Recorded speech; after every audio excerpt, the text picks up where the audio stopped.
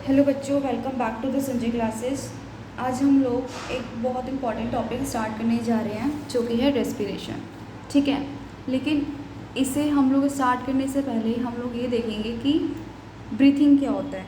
ठीक है, ब्रीथिंग होता है सांस लेना और छोड़ना। ठीक है ना, सबको पता है कि हम सांस लेते भी हैं और सांस छोड़ते भी हैं। ठीक है, तो उसी को हम क्या कहते हैं, ब्रीथिंग, यानी हम ब्रीथ कर रहे हैं। ठीक है, इसमें है when we do breathing we inhale oxygen and exhale carbon dioxide. ठीक है, ये भी हम सबको पता है कि जब हम ब्रीथिंग करते हैं तो हम लोग क्या इनहेल करते हैं, ऑक्सीजन। ठीक है, और हम लोग क्या एक्सेल करते हैं, कार्बन डाइऑक्साइड। इनहेल का मतलब है कि जो हम एयर ले रहे हैं अपने बॉडी के अंदर, उसमें कौन सी गैस हम लोग ले रहे हैं। ठीक है, कौन सी गैस लेते हैं हम लोग, ऑक्सीजन। और एक्सेल में कौन सी गैस हम लोग एक्सेल करते हैं, वो है कार्बन डाइऑक्साइड। ठीक है बच्चों, नेक्स्ट है रेस्पिरेशन क्या होता है। ठीक है, ये तो हमें समझ में आ गया कि ब्रीथिंग होता है हमारा सांस लेना और छोड़ने की प्रक्रिया को हम लोग ब्रीथिंग बोलते हैं। लेकिन और हम लोग क्या करते हैं, कौन सी गैस इनहेल कर रहे हैं, ऑक्सीजन, और एक्सेल कौन सी कर रहे हैं, कार्बन डाइऑक्साइड। ठीक है, लेकिन रेस्पिरेशन क्या होता है, रेस्पिरेशन होता है जब हमने इनहेल किया, ठीक है, जब हमने सांस अंदर ली तो हमने कौन सी गैस ली, ऑक्सीजन ली। ठीक है ना, तो उस ऑक्सीजन का यूज़ करना, क्या करना, उस ऑक्सीजन का यूज़ करना। ठीक है बच्चों, ऑक्सीजन का यूज़ करना किस चीज़ के लिए, फूड के ऑक्सीडेशन के लिए, यानी ऑक्सीडेशन ऑफ फूड को ही हम लोग क्या कहते हैं, रेस्पिरेशन कहते हैं। ठीक है, और ये जो रेस्पिरेशन होता है ये सभी लिविंग ऑर्गेनिजम्स में होता है। ठीक है ना, क्योंकि रेस्पिरेशन से हमें ना एक बहुत इंपॉर्टेंट चीज़ मिलती है और वो इंपॉर्टेंट चीज़ का नाम है एनर्जी। ठीक है ना, और हम सबको पता है कि जितने भी लिविंग ऑर्गेनिज्म हैं उन सबको एनर्जी की ज़रूरत होती है। ठीक है ना, तो जैसे इसमें क्या लिखा हुआ है, all living organisms do respiration for getting energy. ठीक है, तो मतलब एनर्जी के लिए हम क्या कर रहे हैं, अगर हमें एनर्जी चाहिए तो हम लोग रेस्पिरेशन करवा रहे हैं। ठीक है ना, और ये जो प्रोसेस होता है ना रेस्पिरेशन, ये कभी भी रुकता नहीं है। ठीक है, ना इसके लिए कोई हॉलीडे है, ना कोई इसके लिए कोई फेस्टिवल है, ना इसके लिए कोई वीकेंड वगैरह होता है। ये हमेशा चलता रहता है, 24 घंटे चलता रहता है। ठीक है ना, मतलब इसका मतलब ये है कि रेस्पिरेशन जो है हमारी बॉडी में वो चलता रह रहा है। इसका मतलब क्या है कि फूड का ऑक्सीडेशन हमारी बॉडी में लगातार होता रहता है। ठीक है, और ये बहुत एक इम्पॉर्टेंट प्रोसेस होता है। ठीक है बच्चों, इसकी एक इक्वेशन है जो हमें नीचे गिवन है। ठीक है, इंपॉर्टेंट इक्वेशन है इसकी। इसमें क्या है, ग्लूकोज। ठीक है, ग्लूकोज प्लस ऑक्सीजन, जो ये ग्लूकोज है ना यही हमारा क्या है, फूड है। ठीक है, और ऑक्सीजन हम लोग कहाँ से ले रहे हैं, फ्रॉम एयर, यानी एयर से हमने क्या ली है, ऑक्सीजन ली है। जब हम ग्लूकोज का ऑक्सीडेशन करवाएंगे यानी फूड का ऑक्सीडेशन करवाएंगे तो हम लोगों को बाय प्रोडक्ट क्या मिलेगा, carbon dioxide plus water plus energy. ठीक है ना, कार्बन डाइऑक्साइड सबको पता है कि हमारी बॉडी से एक्सेल हो जाता है, हम बाहर कर देते हैं। ठीक है, वाटर हो गया, और एनर्जी, एनर्जी यानी जिसके लिए हम ये सब चीज़ें करी जा रही है। ठीक है, फिर है हमारा सेलुलर रेस्पिरेशन।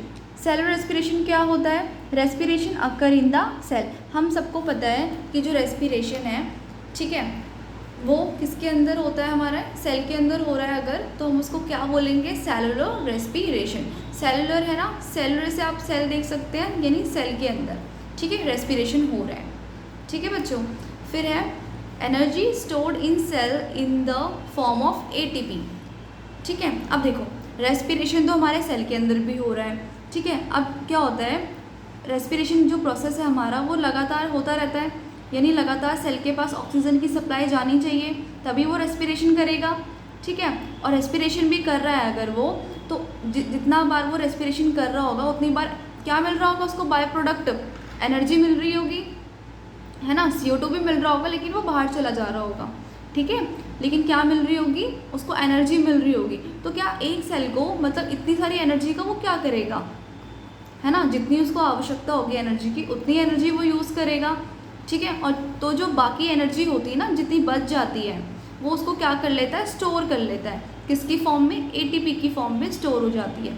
अगर आपसे कोई पूछे कि सेल के अंदर एनर्जी किस फॉर्म में स्टोर होती है तो आप लोग क्या बोलेंगे कि वो एटीपी के फॉर्म में स्टोर होती है। ठीक है ना, मतलब ATP के पैकेट्स बन जाते हैं, ठीक है। पैकेट्स कैसे पैकेट्स हो जाएंगे, जैसे मान के चलो कि अभी ATP मतलब जितना एनर्जी चाहिए था उतना एनर्जी सेल ने यूज़ कर लिया है, ठीक है, तो अब वो पैकेट्स में बन जाएगी ATP, ठीक है। ATP स्टोर हो जाएगी किसके रूप में, पैकेट्स के रूप में। तो जब ऑक्सीजन की कभी होता है ना कि क्या होता है कि जैसे हम लोग एक्सरसाइज वगैरह करते हैं, बहुत ज़्यादा हैवी एक्सरसाइज कर लेते हैं और हम लोग बहुत ब्रीथिंग भी बहुत जल्दी जल्दी कर रहे होते हैं क्योंकि हमें एनर्जी की भी ज़रूरत होती है। तो ब्रीथिंग जल्दी जल्दी क्यों करते हैं, ताकि ऑक्सीजन हमारी बॉडी में ज़्यादा जाए, जितना ऑक्सीजन जाएगा उतना ही हमारे फूड का क्या होगा, ऑक्सीडेशन होगा, ठीक है ना, तो उतना ही ऑक्सीडेशन होगा, ठीक है। लेकिन कभी कभी क्या होता है कि हम लोग जैसे फास्टिंग वगैरह पे होते हैं तब तो हम लोग खाना नहीं खा रहे, है ना, एनर्जी नहीं, लेकिन ऑक्सीजन फिर भी ले रहे हैं, एनर्जी सबको चाहिए होती है। तब एनर्जी कहाँ से आती है, हमारा ये जो ATP होता है ना, ये ATP के जो पैकेट्स होते हैं इससे एनर्जी रिलीज़ की जाती है फिर, ठीक है ना। तो ATP क्या है, एडेनोसाइन ट्राईफॉस्फेट। ATP क्या है, एडेनोसाइन ट्राईफॉस्फेट। अब आगे देखेंगे क्या लिखा है, we also called it energy currency, ठीक है। हम ATP को क्या बोलते हैं, एनर्जी करेंसी भी बोलते हैं। अगर आपसे बोला जाए कि एनर्जी करेंसी क्या है तो हम क्या बोलेंगे, ATP है हमारी, क्या है, एनर्जी करेंसी है। और वो कहाँ स्टोर होती है, सेल के अंदर, किस रूप में होती है, पैकेट्स की फॉर्म में होती है, ठीक है। अब हमने ये सब पढ़ लिया, हमने ब्रीथिंग जान लिया क्या होता है, हमने रेस्पिरेशन देख लिया क्या होता है, ठीक है। अब हम देखेंगे कि रेस्पिरेटरी ऑर्गन्स क्या होते हैं। हम सबको पता है हमारे अंदर क्या है, रेस्पिरेटरी सिस्टम है, भगवान जी ने बनाया हुआ, तो वैसे ही हमें कुछ रेस्पिरेटरी ऑर्गन्स दिए गए हैं, ठीक है। तो जैसे पहला रेस्पिरेटरी ऑर्गन है नोज़, ठीक है, नोज़ में ही हमारे नॉस्ट्रल्स होते हैं। दूसरा है फेरिक्स, ठीक है, जो कि हमारा क्या होता है, कॉमन पैसेज होता है, वो हम लोग ये भी डायग्राम में देखेंगे। तीसरा है हमारा लैरिक्स, जिसको हम साउंड बॉक्स या वॉइस बॉक्स भी बोलते हैं। फोर्थ है हमारा ट्रैकिया, जिसको हम विंड पाइप बोलते हैं। फिफ्थ है हमारे लंग्स। सबको पता है कि जितनी भी हमारी एयर है, ऑक्सीजन है, ये इन लास्ट जहाँ कहाँ जानी है, हमारे लंग्स में जानी है ना। तो ये हमारे लंग्स तक कौन लेके जा रहा है ये एयर, है ना, एक प्रोसेस, एक रास्ते से जा रही होगी, एक पैसेज से जा रही होगी, ठीक है ना। तो वो ये सब यहाँ पे दिया हो गया है, ठीक है। इसको हम अभी एक एक करके पढ़ेंगे, ठीक है। पहला है इसमें नोज़, पहला क्या है इसमें, नोज़। नोज़ में क्या होते हैं, नॉस्ट्रल्स होते हैं, सबको पता है। नॉस्ट्रल्स यानी जो हमारे ये छेद होते हैं, इनको हम छिद्र बोलते हैं हिंदी में, ठीक है। We breathe air in by the help of nostrils. हम क्या करते हैं, एयर को अपनी बॉडी के अंदर लेते हैं, ब्रीथ इन करते हैं, कैसे, bye the help of nostril, इन्हीं नॉस्ट्रल्स की मदद से ना। अगर ये नॉस्ट्रल्स नहीं होते तो हमारे नाक के अंदर एयर जाती नहीं जाती, ठीक है ना। इन हिंदी में हम क्या कह सकते हैं, इसे छिद्र या छेद बोल सकते हैं, जो हमारे नोज़ में होते हैं, ठीक है।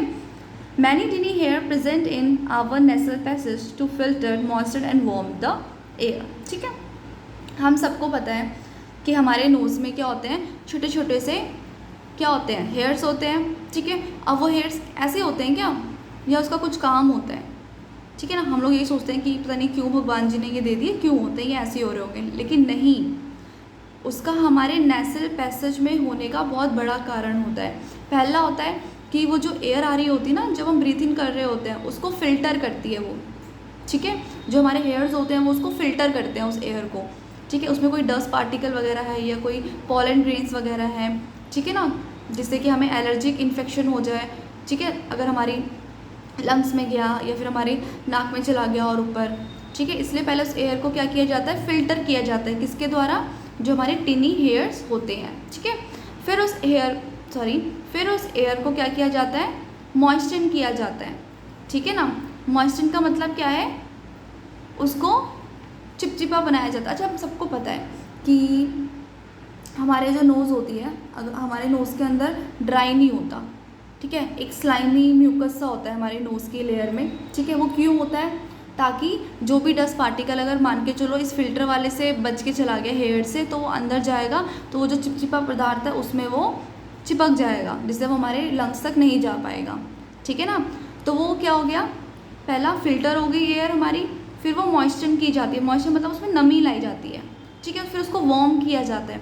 अब आप बोलोगे उसको वार्म क्यों करना है भाई, जो बाहर से हवा आ रही है, जो एयर हम ले रहे हैं, उसका टेम्परेचर हमारी बॉडी के टेम्परेचर से काफ़ी कम होता है, या मतलब उससे ज़्यादा होगा, लेकिन हमें कितनी चाहिए, हमारे बॉडी टेम्परेचर पे चाहिए होती है। मतलब हम उसको कैसे टेम्परेचर पे लाएंगे, जो हमारे बॉडी का टेम्परेचर है, नॉर्मल टेम्परेचर होगा, ठीक है ना।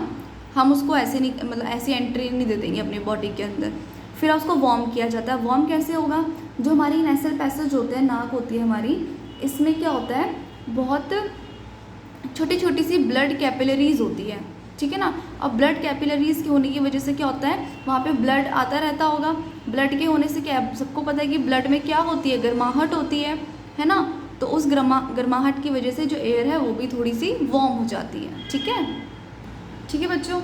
अब है air we breathe in contains only 20% oxygen and 0.03% CO2।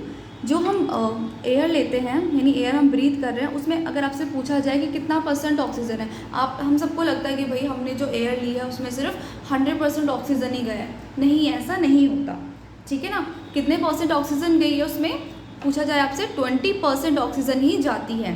और उसमें ये नहीं कि ऑक्सीजन ही जा रही है, अगर हम इनहेल कर रहे हैं, हमें तो नहीं पता ना हमारे नोज़ को कि वो ऑक्सीजन जा रही है, CO2 जा रही है, ठीक है ना। वो तो किस में डिपेंड करता है, वो कंसंट्रेशन पे डिपेंड करता है कि हम किस इन्वायरमेंट में, किस जगह बैठे हैं, कि वहाँ पे ऑक्सीजन का कंसंट्रेशन कितना है, CO2 का कंसंट्रेशन कितना है ना। तो जैसे क्या है, 20% ऑक्सीजन जाती है और 0.03% CO2 यानी कार्बन डाइऑक्साइड भी जाता है, ठीक है ना। Air we breathe out contain only 16% oxygen और 4% CO2, ठीक है। अब देखो, जब हम ब्रीथ आउट करते हैं, बच्चे सोचेंगे यार जब ब्रीथ आउट कर रहे हैं तो CO2 तो जाएगा, ऑक्सीजन थोड़ी जाएगा, लेकिन नहीं, ठीक है। 16% ऑक्सीजन भी एक्सेल होता है और 4% CO2 भी, CO2 तो हो गई एक्सेल, लेकिन ऑक्सीजन भी एक्सेल होता है, ठीक है। ये आपको याद रखना है कि जब हम ब्रीथ इन करते हैं 20% ऑक्सीजन हमारी बॉडी के अंदर आती है, 0.03% CO2 भी आता है। जब हम ब्रीथ आउट करते हैं 16% ऑक्सीजन हमारी बॉडी से बाहर जाता है, 4% CO2 भी बाहर जाता है, ठीक है। अब है air we breathe out is 100 times more concentrated in CO2 than the air we breathe in. देखो, हमने जो एयर हमने ब्रीथ इन करी, ठीक है ना, उससे 100 गुना ज़्यादा कंसनट्रेटेड होती है जो हमने ब्रीथ आउट करते हैं उसमें CO2। मतलब जो हम एयर ले रहे हैं उसमें CO2 का कंसनट्रेशन बहुत कम होता है, ठीक है। लेकिन जो हम छोड़ेंगे ना CO2, उसमें 100 टाइम्स ज़्यादा कंसनट्रेशन होती है CO2। मतलब जो हम एयर छोड़ रहे हैं उसमें CO2 सबसे ज़्यादा होता है, ठीक है। अब हम ब्रीथिंग रेट देख लेते हैं, वो क्या होता है।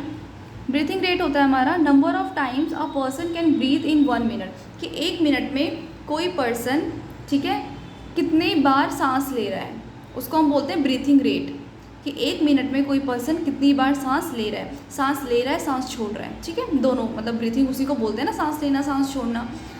Normal person breathe 16 to 18 times a minute. ये हमें पता है कि जो एक नॉर्मल पर्सन जो होता है, नॉर्मल पर्सन से मतलब है कि वो पर्सन पे कोई बीमारी नहीं है, सब फिट है एकदम, ठीक है।